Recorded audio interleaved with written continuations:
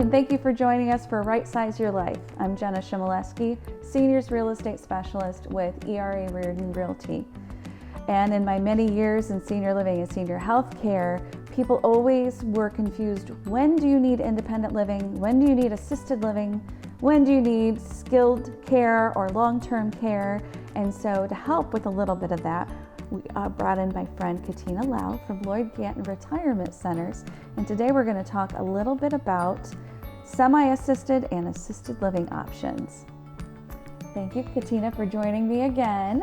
Thank you for inviting me again. So you have a little unique situation where you've actually got two steps in between independent living and long-term nursing care. You've got semi-assisted and assisted living. And could you share with me a little bit about that? Absolutely. So semi-assisted or semi-independent, you rent an apartment and it has fridge, stove, so you have the ability to cook your own meals.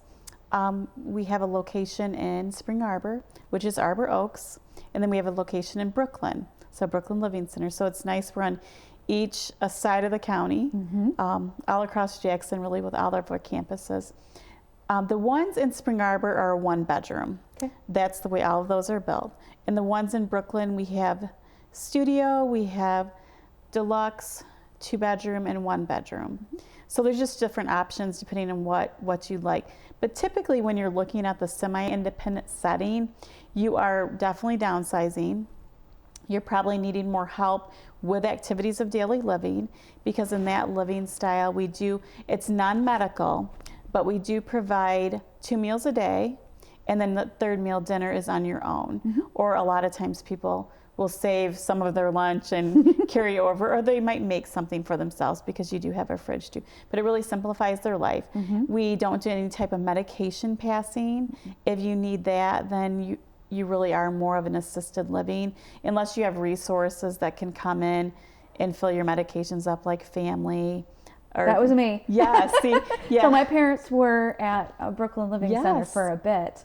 Yes. And it was an interesting time because it was during COVID. So, yeah. But I was fortunately able to fill their pill boxes, and the staff were amazing and just doing quick little reminders. Yep, we can do the reminder calls, or actually go into the residents' rooms and say, Sally, it's time to take your medications. We can't physically give them their meds, but if they have them, the reminders are great. The reminders are probably more important than them actually just being in the pill box. So that was great, because when my dad came out of the hospital, he was a lot more fragile than we realized. And thank goodness that we had the staff, that it wasn't just the med reminder saying, Chuck, it's time to take your pills. It was the actual eyes on. And during that time when we had limited contact, it was so amazing to just know that somebody is having eyes on my father 3-4 times a day.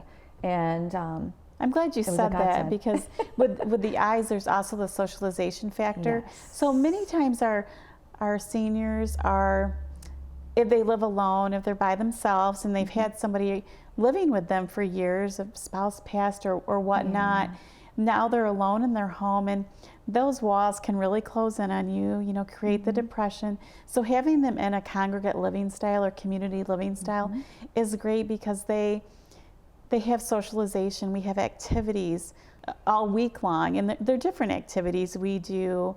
We'll have coffee hour, where you meet. They might have met at the coffee shop in Brooklyn, maybe at the Big Boy or something, and talked about what was going on. So there are those types of activities for all of both campuses, and it's great. And they do trips.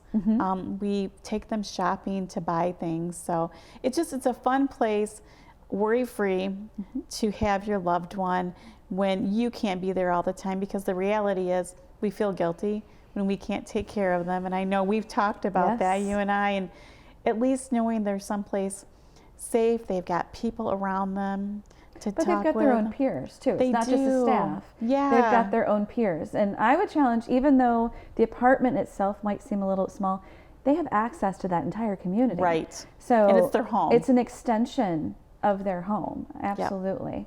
So we only had time to talk about the semi-independent living. So I'm going to have to bring you back, and we'll have to talk just about assisted for the next one. Sounds good. Thank you again for joining me. Thank you. And thank you for joining me as well. Again, thank you for joining us at Right Size Your Life.